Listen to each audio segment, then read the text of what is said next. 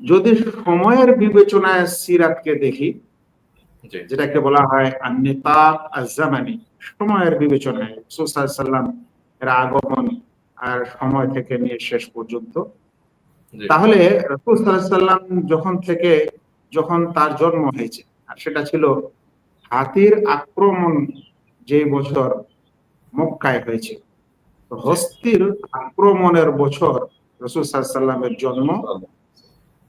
সেই সময় থেকে নিয়ে রাসূল সাল্লাল্লাহু আলাইহি ওয়াসাল্লামের মৃত্যু পর্যন্ত, যেটা 12 রবিউল আউয়ালে 11তম হিজরিতে মদিনায় ঘটেছিল। জি আর এর সম্পূর্ণ সময়টি হচ্ছে 63 বছর চন্দ্র বছর অনুযায়ী।